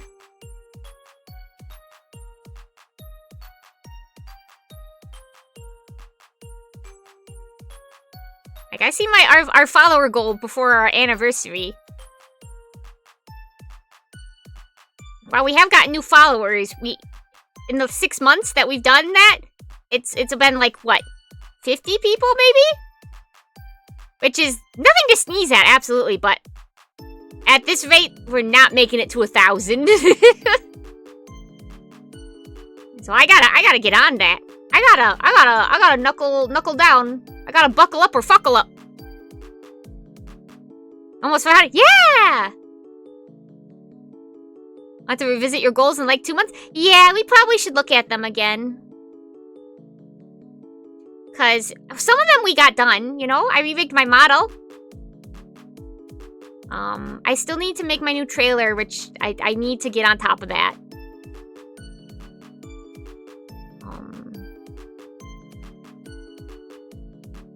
Because it's no longer gives a good impression of... Things are different now. It's been a couple years. We haven't really settled on a competitive game. And we're still pretty far away from follower goal. Well, that's like I was saying. I'm probably going to be taking a break from my fandom activities after I'm finished with what I'm currently working on, just so I can focus up. Like I wish I had the ability to just be part of everything. And, like, my heart wants to, but my brain and my flesh is weak. Any different competitive game? Well, now that we have Sonic Racing Cross Worlds, maybe that, because racing games are something I'm a little more naturally inclined to. And also, it's Sonic. I'm probably going to play some more off-stream, get more of a vibe, because I'm still learning. But I think we pretty much were able to discount, like, continue the thought of, shooter games or fighting games. Because, like, I'll play them, but they're definitely something I really struggle to improve at. I feel like it would be easier if I just knew how I learned. You know, like how people have different learning styles? I never really learned how I learn. You know? That makes sense? Hey, 10 stream streak, Beepy. Good job! Let's play Apex and Marvel. See, if it's definitely gonna be something like that, I have to be playing with some people. Like team fight ones like that, I'm not gonna wing that on my own. I've done that in the past. I would much rather play as part of a team. I think the worst part is because I tend to be so bad at these things, I already know what role I'm gonna get, like, shoehorned into, and it's healer. I'm gonna end up just healer for everybody. Myobi single-handedly resurrects PUBG. Imagine! I recommend Virtua Fighter 5, but that's only if you play a lot of Sonic the Fighters. Oh! I played a little of Sonic the Fighters, but yeah. You can main Magneto and Doctor Strange, like someone else!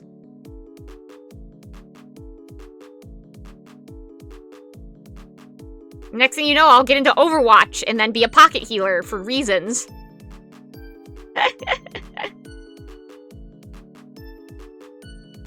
For totally normal reasons.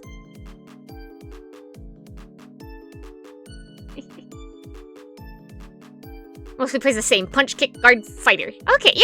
I wonder if there's a quiz about learning stuff. That's the thing though, it's like, cause like, I feel like that's one of those quizzes that like maybe you would want like someone to administer. You would want like someone that knows what they're doing to give the quiz. I don't know if you could just, how accurate your results would be if you just like did a quiz online, you know? It would be nice to learn, though. Like, not struggle.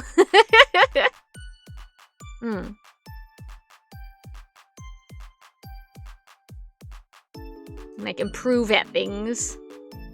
Because again, it's that problem. I plateau, and then I never really find a way over that. I don't find a way... I can't find a way to further improve. Like, I can still put in the time, but that ends up being maintaining the level I'm at rather than having a breakthrough. You tend to work well with very hands-on learning from my experience. Oh, just somewhere to start, I guess. Yeah, that's true. It'd be nice to learn sometimes. I don't know. I used to have someone I played League of Legends with back in the day, who I haven't talked to in a while, and I do feel bad. But I was pretty much their healer. And you know, like, if I had someone to run duos with, I don't think I would mind being a healer so much, like if I was running it with a friend.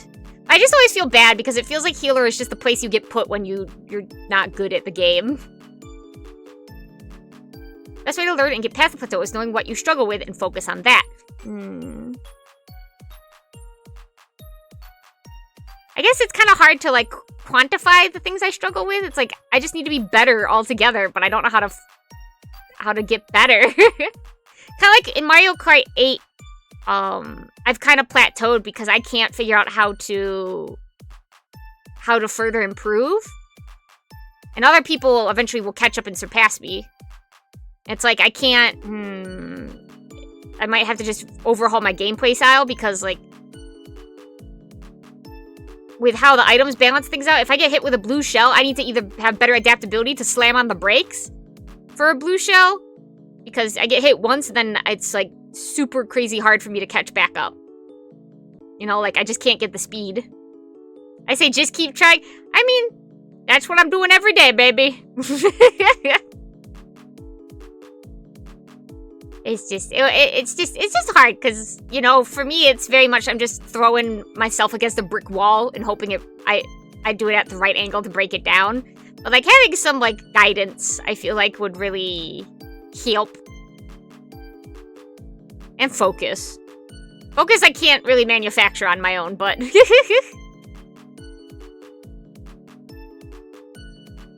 but...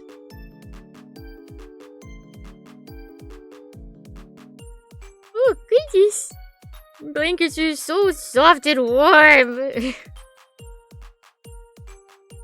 I'll keep trying. I'm just like Haru Urara. I'm not gonna win. But I'll keep running. I'll keep running the race. You want to get good at Sonic Racing? There are track guides? Oh. I'm still learning them all. I haven't unlocked all of them yet. So I still am trying to get a feel for it. And plate meta guide? Interesting, interesting. Very clear instructions help you. When things are vague, it seems hard for you to visualize it. It really is.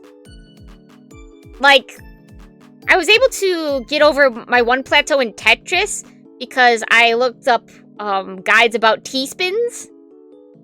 And now I can't do them with the S blocks. Like, that's like the next step, but I can't figure it out. But like, I was able to learn because it was very directly like, this is how you do. But like, for things like racing, like, what is the next concrete step? You know? Getting hard to win the Arima Kinen. I still haven't been able to get her to win the Arima Kinen. I want to. It's very hard. I don't know. I think that's just like that thing about like, if there's like hard instructions, it makes it easier. It's like things like sewing. There's step 1, step 2, or putting together IKEA furniture. You know? There's a solid ending and solid steps in between point A and point B. And that's easier. I treat racing like I do fighting games, the 2-brain speed system? What? But also not anything very complicated. Like, if the directions are overwhelming or too cluttered, you can't process. This is true.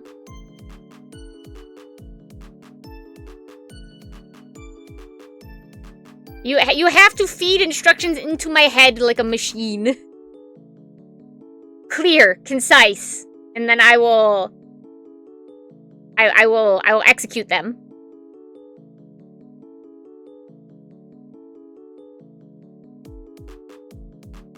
I don't know. That's my space brain. It's always giving me trouble. We'll figure it out. I'll figure it out. Like, oh, I'm gonna stretch again.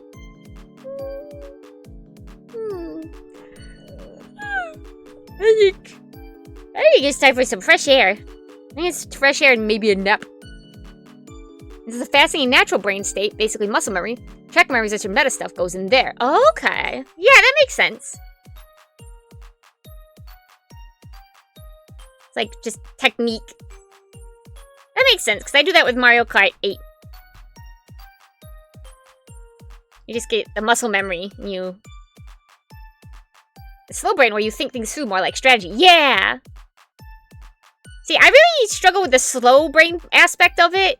That's why fighting games are so difficult for me, because I can't link the two of like, oh, it's hard enough for me to remember button combinations, but then also being able to calmly execute them in correct situations is just something I really can't get a handle on.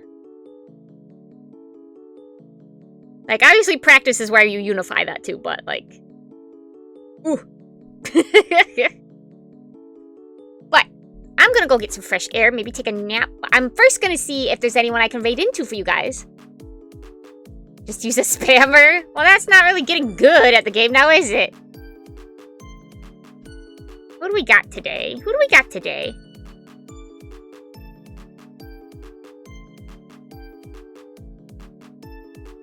Oh, Pepper's going with Warframe. Or... Oh, it's not Pebble, it's Jody streaming. Hold on. Which is fine, you know.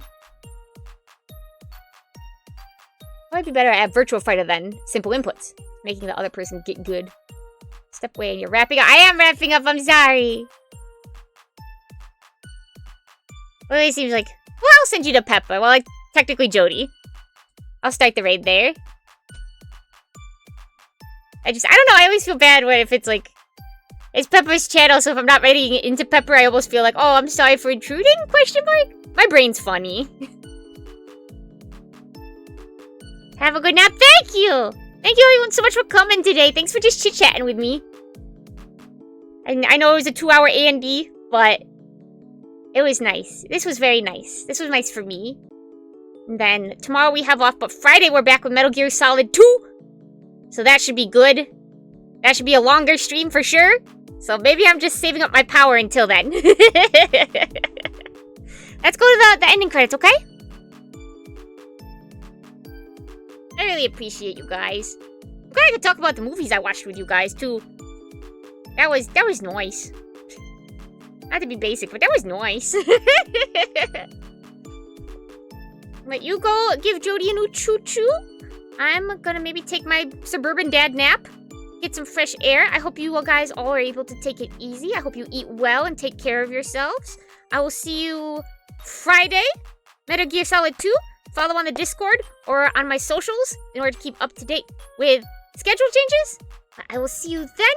I love you very much. And I'll see you later. Thank you so much for today, guys. Bye-bye.